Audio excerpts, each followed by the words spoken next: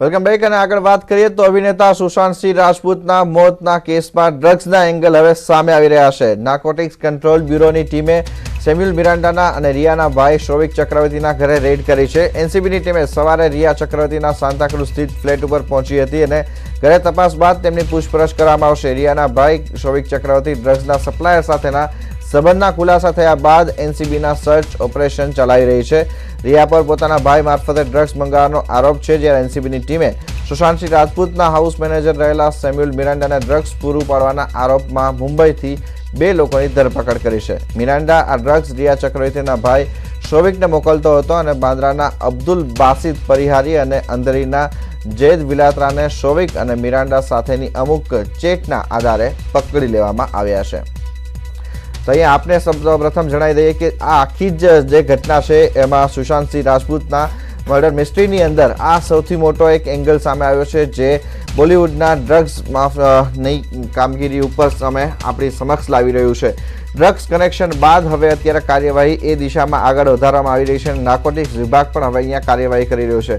મહત્વનું છે કે જ્યારે સીબીઆઈને કેસ સોંપવામાં આવ્યો ત્યારબાદ આખો એંગલ જે છે તે અને એની સાથે જ વોટ્સઅપ ચેટ પણ આપણી સમક્ષ આવ્યા હતા, એના આધાર ઉપર એવું વિગતો સામે આવી કે અહીંયા ડ્રગ્સનો એંગલ ચકાસવામાં આવે અને એ એંગલની અંદર જ્યારે તપાસની ગતિવિધિ તેજ કરવામાં આવે ત્યારે અહીંયા અલગ અલગ કનેક્શન જે છે તે આ ડ્રગ્સના ખુલતા દેખાઈ રહ્યા છે, જે અંતર્ગત અત્યારે નાર્કોટિક્સની વિભાગ તરફથી રેડ કરવામાં આવી રહી છે। આ રેડની અંદર અત્યારે જે એંગલ સામે આવી રહ્યા હતા એ એંગલની અંદર તેમને આ થિયરીની અંદર તેમને આગળ સફળતા મળતી દેખાઈ રહી છે, કારણ કે જે પ્રમાણે રિયાના ભાઈ શોવિકના અને જે હાઉસ મેનેજર હતો સેમ્યુઅલ મિરાન્ડા એ બંનેના આ કનેક્શન ડ્રગ્સ કેસની અંદર જે સામે આવી રહ્યા છે એ અંતર્ગત અત્યારે સીબીઆઈની ટીમ અને નાર્કોટિક્સની ટીમ જે છે તે તપાસ કરી રહી છે।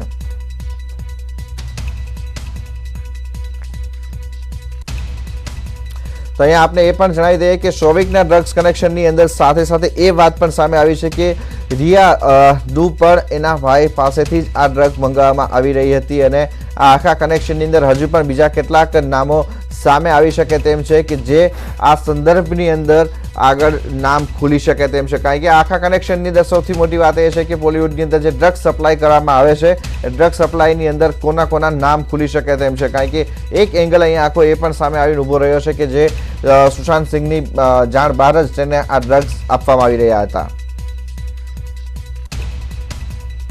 અને આ અંગે જ વધુ વાત કરીએ, આપણી સાથે અત્યારે संवाददाता मुंबई થી જોડાયા છે प्रशांत पांडे। जी प्रशांत, बताइए नार्कोटिक्स की आज जो रेड हो रही है, क्या नाम और कितने सामने आने की उम्मीद है? जी बिल्कुल, देखिए हमने कल देखा कि जिस तरह से जब जैद को मुंबई की अदालत में पेश किया गया उसके बाद उसकी कस्टडी 9 सितंबर तक दी गई और ये वही शख्स है जैद जिससे बातचीत में शोविक का नाम सामने आया था कि किस तरह से शोविक उससे ड्रग्स लेता था और किस तरह से दूसरों को भी दिलाता था। और उसी बात को ध्यान में रखते हुए आज नार्कोटिक्स कंट्रोल ब्यूरो की जो टीम है वो सिर्फ शोविक ही नहीं बल्कि साथ ही साथ सैमुअल मिरांडा, इन दोनों को घर पर रेड की है। सवेरे 6 बजे से रेड चल रही है। एनसीबी के कुछ अधिकारियों से बात, उनका साफ तौर पर कहना है कि रेड में किसी प्रकार की कोई दिक्कत नहीं है। उनके दोनों के परिवार की तरफ से पूरे कोऑपरेशन उनको दिया जा रहा है। बहरहाल घर में जो चीजें मौजूद हैं उसे सर्च किया जा रहा है। अगर देखना ये होगा कि सर्च ऑपरेशन के बाद क्या उसके तार बॉलीवुड से जुड़ते हैं, क्या उसके तार राजनीति से जुड़ते हैं तो कौन कौन से चेहरे हैं, किसके किसके कांटेक्ट में शोविक था, शोविक और कौन कौन लोगों को जो है ड्रग सप्लाई करवाता था, क्योंकि शोविक खुद लेता था और दूसरों को भी लेने के लिए रिकमेंडेशन यानी फोन नंबर या कांटेक्ट नंबर या रेफरेंस खुद का देता था। और दूसरी तरफ मैं आपको बता दूं कि जो और एक टीम है वो एनसीबी में बैठकर जैद से लगातार पूछताछ कर रही है। क्या जैद इस पूछताछ में और कई अहम खुलासे करता है? ये तमाम वो पहलू हैं। जब एक बार सर्च ऑपरेशन खत्म होगा आज और जब जैद से पूछताछ की प्रक्रिया खत्म होगी तो देखना होगा कि किन किन लोगों के नाम और सामने आते हैं और क्या कुछ अहम खुलासा इस मामले में होता है।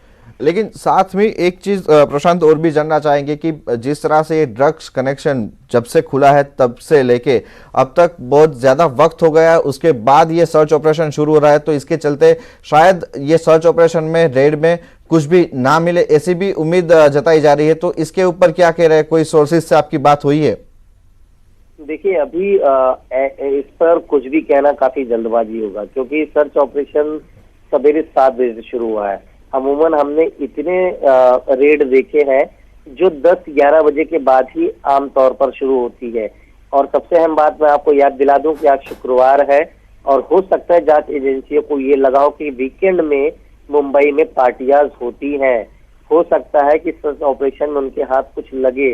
इसी बात का ख्याल में रखते हुए उन्होंने सर्च ऑपरेशन को अभी सवेरे 6 बजे से अंजाम दिया हुआ है। सबसे बड़ी बात मैं आपको ये बता रहा हूँ कि साथ ही साथ सौविक का जो चैट था, कि जिस तरह से गौरव आर्या के कांटेक्ट में था, जिस तरह से जैद के कांटेक्ट में था, जिस तरह से बाकी लोगों के कांटेक्ट में था, तो क्या इन लोगों के साथ मिल। जी बहुत बहुत शुक्रिया प्रशांत सारी जानकारी के लिए।